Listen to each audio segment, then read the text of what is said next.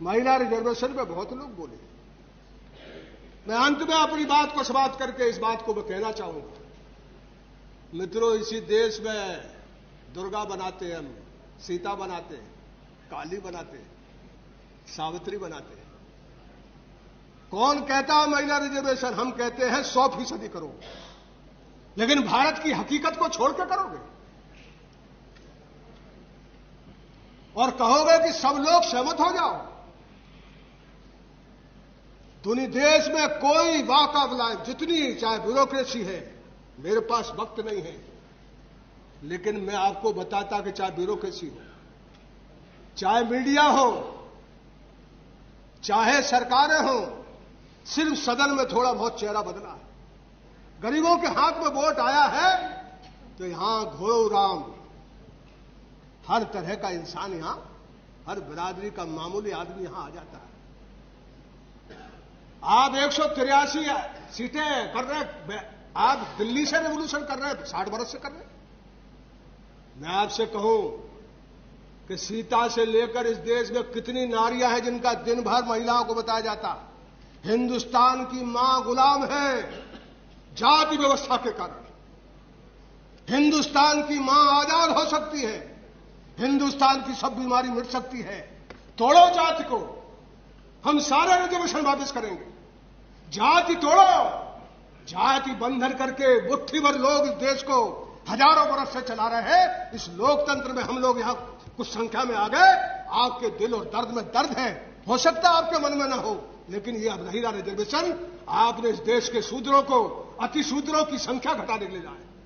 शरद यादव तो बोलने में दिक्कत है, इनकी बेटियां और इनकी बहनें कहां तक आगे बढ़ेंगी? कोई आंदोलन होता, कोई धरती से आंदोलन होता, जयप्रकाश आंदोलन था, कोई दूसरा धरती से आंदोलन होता, आप जरूर करते।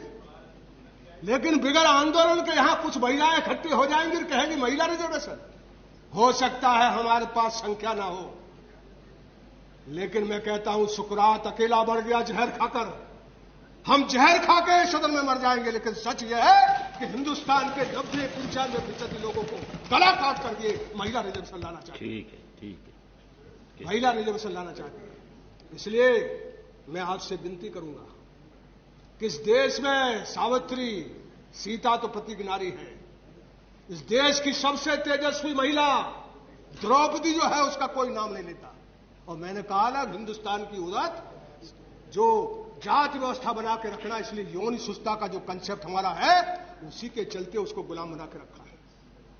जाति तोड़ो, महिलाओं को रिजर्वेशन नहीं, अपने आप आगे आ जाएंगे। इसलिए द्रौपदी जैसी तेजस्वी महिला किसी अन्याय के सामने न सर ने झुकाया, किसी तरह के किसी बाधा पर कभी किसी जगह समझौता नहीं किया। वो प्रतीक नारी नहीं है जिसमें 99 गुण थे। सिर्फ वो पतिव्रता नहीं थी, उसके 5 पति थे।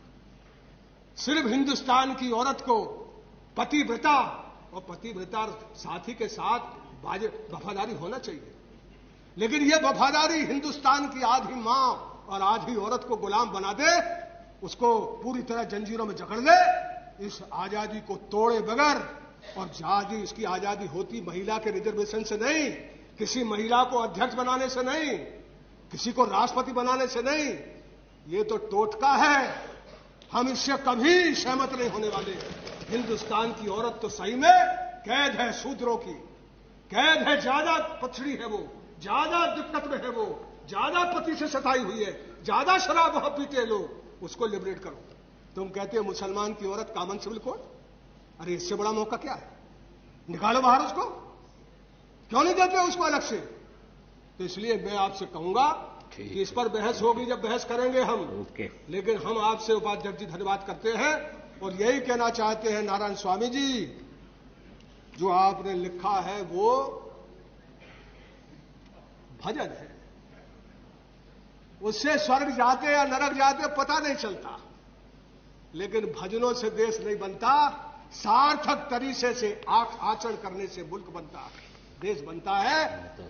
गांधी बुद्ध नहीं है, अंबेडकर बुद्ध नहीं है, उसके विचार को मार करके हम हिंदुस्तान को आगे बढ़ाएंगे।